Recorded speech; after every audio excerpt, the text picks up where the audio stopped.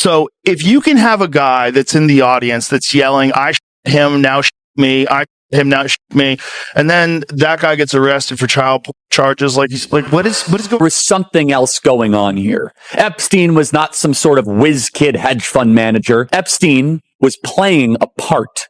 Epstein was a LARPer. Epstein was cast for a specific role, and he played it really well. This kid right now could possibly be Necessarily think they know what's going on yet. There's a lot of weird going on with this. I know. None of these things make any sense to me. Like, you're telling me that this kid who's not military trained, this guy, first of all, how did he get to the roof? How come nobody was looking? How come nobody was like, there's a direct line of sight between where he's sitting and those roofs? You guys didn't check? You don't have a drone? Like, that's insane.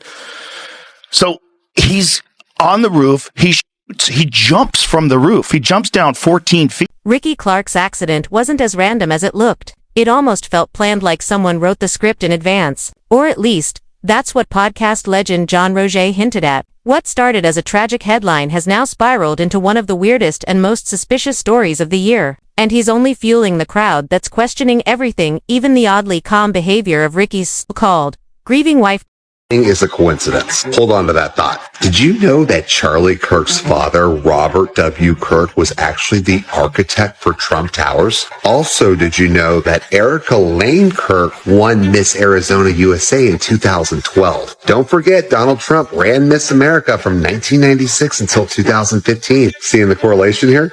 Now, not saying age difference is a big thing, but did you know Erica was 5 years Charlie Sr.? But this is where coincidences aren't coincidences. People, this was so arranged. And there's so much more to Erica Kirk. Kind of like how she was all into basketball, didn't want to be all girly, never liked to dress up, even cut all her hair off, and ended up being Miss USA. How does that happen? How do you go from sports to Miss USA? And then they meet at a Turning Point event in 2018, where she's interviewing for a job for Turning Point. All kicked off when Rogan brought up the case on his podcast, saying the official version just didn't add up. He highlighted a bunch of odd details the mainstream media seemed to skip over, like a picture of the supposed suspect, a 22-year-old guy posing with what looked like a scoped hunting rifle. Rogan pointed out that the gun looked way too sleek and spotless for the story being told. Did you, when the Charlie Kirk thing happened, because my antennas went up about, they showed the photo of that kid, or the guy that they have, the 22-year-old, whatever. And I was almost going to be like, dude, do you think he's got the capability to do that? Yeah, well, listen, there are people that look like that have the capability to do that. Pretty accurate. Nope, No? not hard. Not hard at all. Let me dispel that. Okay. 200 yards from a prone position with a dead-on rifle. So if you have a dead-on rifle, so you set this rifle, you set your 0 to 200 yards, right? You know how far you're going to shoot. It is not hard at all. He shot a lot? You don't have to shoot a lot. I could do it tomorrow. If you're but you are experienced. If it's someone that's never could they do it? 100%. Not Really? if they've never They wouldn't know where to look. They'd have a hard time acquiring the like when you look through a scope, like when the reticle is weird, like it sometimes takes a minute. You got to know the distance that you have to be from it to really line it up in your sights. But you could get a guy like my friend Andy Stump, who was a sniper in the SEALs. You could get him and he could show you how to do it in an afternoon, and then you could hit steel at 200 yards every time you pull the trigger. One day you could learn that. Wow. Yeah. Not that hard. Because it feels insane to me. I'm like, seems tough. It seems tough. We still haven't figured out whether or not the gun that Trump had a sight on it, because we weren't sure if it had a sight on it or if this guy was using iron sights. That was 140 yards. If you shot with iron sights, that's a lot harder, because iron sights is you're lining up. So you have these two things in the back and there's one thing at the front of the barrel, and you got to line those up perfectly, and that's how you stay accurate. That is a lot harder to do. It's like old have those, right? Sure. Yeah. Pistols. Yeah, like you can buy a Glock. Yeah. That's what it comes with. Right. But this kid had a rifle with a scope. Now, here's where it gets weird. The first images of this rifle with a scope, I swear to God, it looks like he has a composite stock on it. Like it looks like a modern 30-06 rifle. So a 30-06, so that's the rifle. 30-06 is like, that looks like a very modern looking stock. I mean, it might not be. It might be just a bad resolution. It might be wood. It's hard to tell.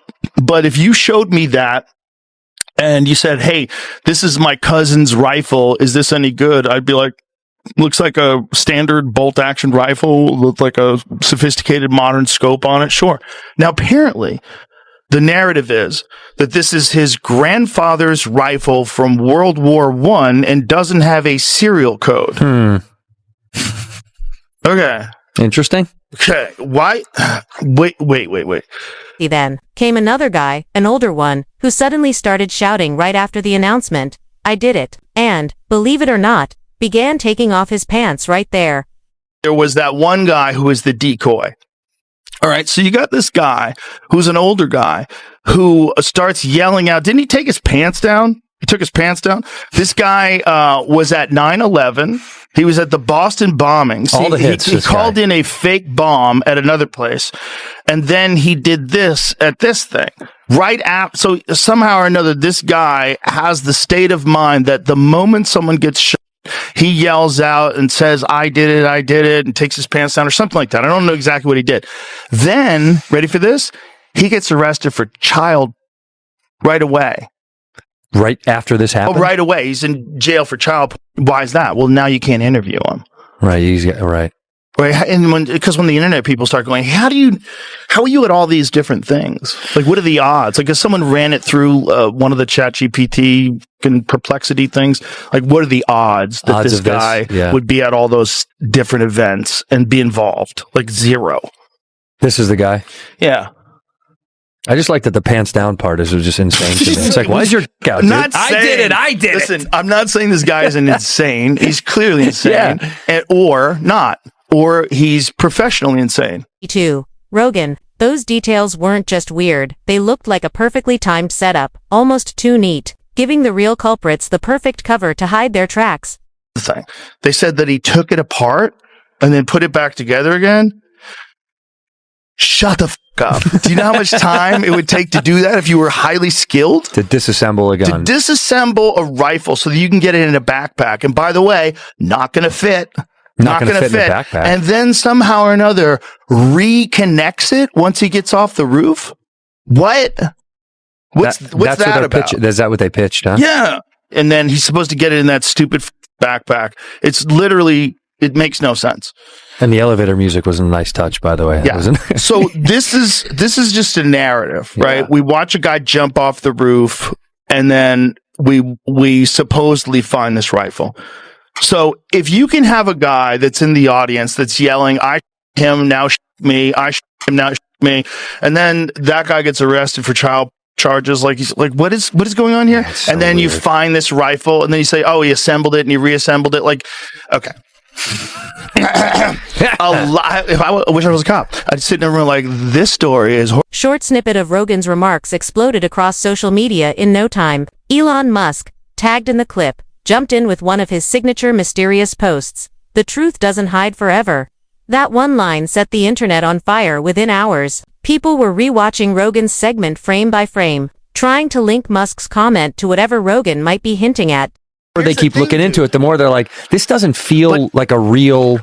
It feels super fabricated. But here's the thing. Just like I was talking about when people are arguing on social media, it's all part of the plan. If you want things to be... I wanted it so bad. If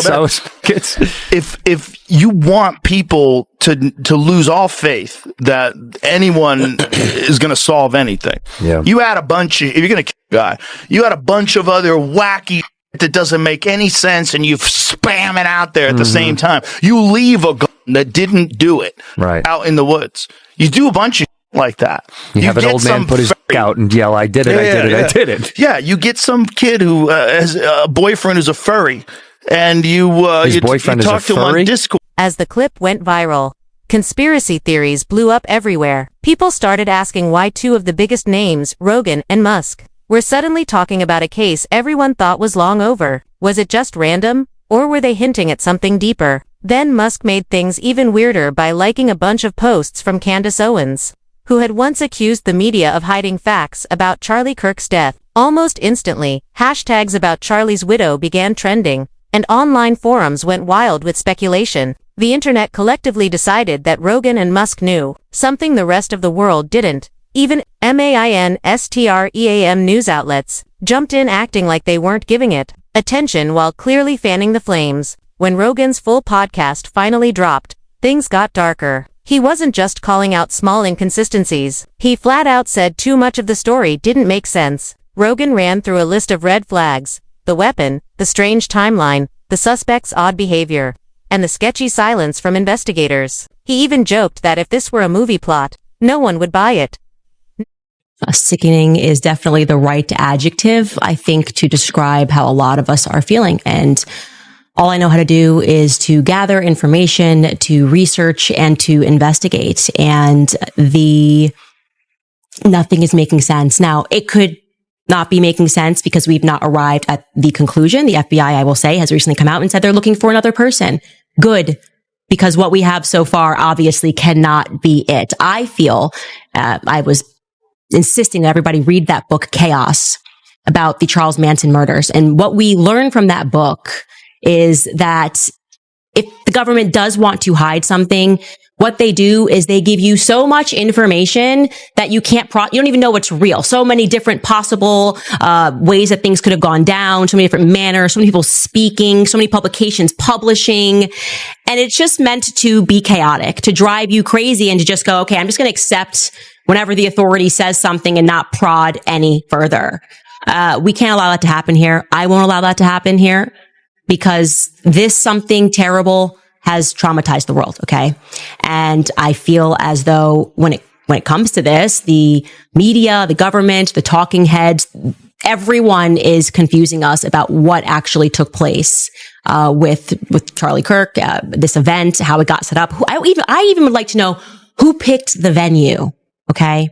Then Owens went live once more, and things took an even spicier turn. During her stream, she claimed that Charlie had started digging into topics that made the U.S. government and its allies squirm, and that his tough questions and bold demands had started to look like a real threat to them. Charlie, in his own words, he was starting to talk about topics that you're not really allowed to talk about when you take money, and big checks are being written. And that pressure was increasing every single day. In fact, he was telling the truth even about Jeffrey Epstein. Take a listen. Epstein, with his little friend Ghislaine and Ghislaine's father, Robert Maxwell, who was obviously a spy of the Israeli intelligence agencies, that there was something else going on here. Epstein was not some sort of whiz kid hedge fund manager. Epstein was playing a part. Epstein was a LARPer. Epstein was cast for a specific role, and he played it really well. The sweatpants and the Harvard jacket, the kind of disheveled hair, looking as if he was so smart and above the clouds that he was doing advanced mathematic equations on the back of napkins. But if you actually go into some of the videos of people that met with Epstein at the time, they said he was awfully unimpressive when it came to finance and markets and economics. And it's nothing new that if you're in the intel agencies, you want to try and get as much blackmail on powerful people as possible. Easy, not hard. And this is no longer just speculation. First of all, the evidence that shows that Epstein was a creation of either Mossad, Israeli intelligence, American intelligence, Saudi intelligence, or maybe he was just maybe he was just the guy that countries would go to and park a couple $100 million and say, hey, can you get one of the members of the royal family with a 13-year-old so we can get them to do what we want to do? Members of Congress are actively being blackmailed. The Epstein playbook is being used on a daily basis. Claimed the note, suggested that someone close to Charlie wasn't being truthful. She even showed screenshots of his messages, where he mentioned that several of his Jewish donors had pulled their funding just days before his life was cut short. Charlie writes in this group chat, just lost another huge Jewish donor, $2 million a year because we won't cancel Tucker. I'm thinking of inviting Candace. Somebody writes, oh. Charlie writes, Jewish donors play into all of the stereotypes. I cannot and will not be bullied like this, leaving me no choice but to leave the pro-Israel cause. And somebody writes, a donor writes, please do not invite Candace. That might feel good short term, but it's not good long term. In my opinion, like all groups, you're going to get a wide variety of opinions. That nasty free will thing that God bestowed on us makes life frustrating at times after the dust settles a bit, maybe. So again, this is 48 hours before Charlie Kirk was assassinated. He was very clear and he was very explicit, and he did not back down, not in that Hamptons meeting, which they're all lying about, nor in this text thread. I'm not going to reveal the names of the other 7.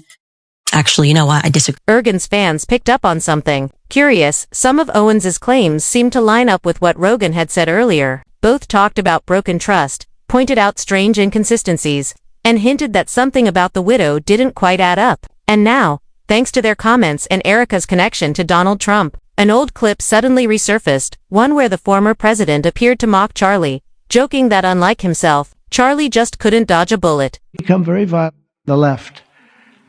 They've rammed vehicles into federal law enforcement, fired sniper rifles at ICE agents, and me, But I made a turn at a good time. I turned to the right. Charlie couldn't believe it, actually. He said, how the hell did you make that turn? I said, I don't know. It's just as the online chaos reached its peak, Utah prosecutors dropped a bombshell, a batch of text messages allegedly sent by the suspected killer, 22-year-old Tyler Robinson, to his girlfriend. That's when the internet exploded all over again. The released messages, supposedly showing Robinson confessing to Kirk's death, immediately drew massive skepticism. Countless users, including big-name influencers, questioned whether the texts were even real. Some flat-out accused the authorities of faking them, arguing that the tone and wording didn't sound like something a 22-year-old would write, and that the supposed confession was way too detailed and convenient to believe. These exchanges, there's ellipses above if you look really closely. Yeah. And it looks like they're cherry picking certain exchanges. So that my dad is super MAGA just comes out of nowhere because they picked it from a totally different part of the conversation. Yeah, these messages are clearly doctored, is what I would say. They're doctored. Now, they could decide why they're doing that. Tyler's being forthcoming. We're protecting him in some capacity. I find that to be unacceptable. Okay?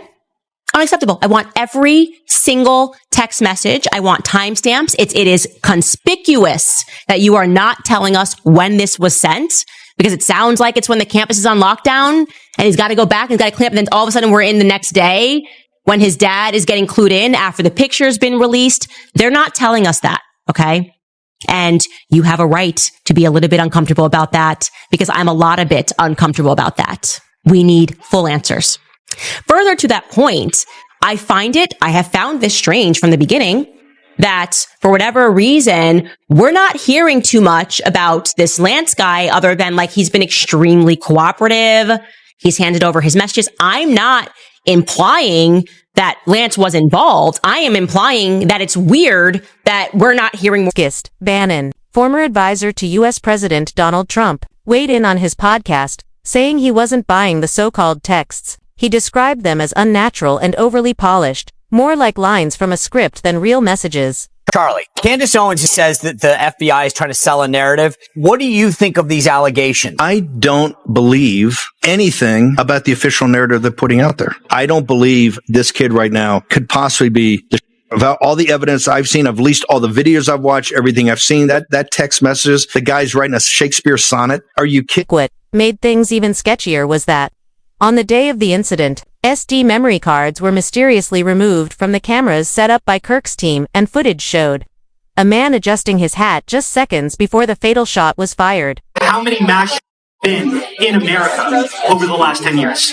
Counting or not counting gang violence? Brian, do you know how many mass there have been in America? Andrew Colvett revealed on last week's episode of The Charlie Kirk Show the supposed reason those memory cards vanished from the cameras. The big question now is, why? What did Charlie say that was so explosive they couldn't let it reach the public? Well, Candace Owens thinks she knows. Possible to be dumb, and he was under an increasing amount of pressure, not just people telling him, oh, well, I'm upset with who you're inviting, but flat out telling him that he was not allowed to invite certain people to his events. They were threatening to pull out money. Charlie was getting a lot of really nasty text messages, and many of them pertaining to Tucker Carlson. and Candace Owens, but Tucker Carlson was really the focus when it came to America Fest. How could Charlie allow these debates about Israel to take place? How could he allow Dave Smith, who, by the way, is Jewish? How could how could Charlie allow this other position to meet the stage? Because obviously when people start to hear the debates, what Dave Smith is saying sounds so rational, but it was up to Charlie to not allow those things to happen. I would like to contextualize Bibi. Again, these are things Bibi brought up publicly, which he didn't have to. He didn't have to bring up the letter. He didn't have to bring up the phone call, but he chose to do this less than 24 hours after Charlie Kirk was shot. Personally, Bibi, I would have appreciated if you guys used all of your spyware, you've been spying on us for years, to maybe track down the killer. But I guess this is where you thought it was best to do a little propaganda for Israel would be better than us helping us track down the killer. But anyway, so Bibi Netanyahu in that phone call, what took place was a couple of weeks ago before Charlie lost his life. Charlie was in the Hamptons and he had more than one event, but he had essentially what was staged, an intervention was staged by Bill Ackman. Because Charlie's rational thoughts about Israel were a no-no. This is not the route that you should be going on. And Charlie was surrounded by his friends, his quote unquote friends. Bill Ackman was very upset and threats were made. That is what, I am told. And I will tell you that I am very happy for Bill Ackman to dispute this narrative. In fact, he was asked to dispute this narrative. Max Blumenthal went out to him today and Bill Ackman came back and said, I have receipts I can show you. And he did not provide the receipts. This is not how it went down. I know it went down this way. I'm waiting for one of them to go on record and to say that it didn't go down this way. It was at this time that Bibi Netanyahu was called and Charlie was invited to Israel. This was an under duress situation, I would say, because I've been in these situations before. When I started asking very sensible questions about Israel, as someone who had dedicated her political life to supporting Israel, many times alongside Charlie Kirk, I was met with the very same pressure. And just like Charlie was being invited to Israel, I was invited somewhere else. And when this arrived to me, it felt like a threat. Itchy went on to claim that Charlie had been offered a hefty sum to help push Israel's official narrative, and that when he refused, that same offer was later twisted and used against him.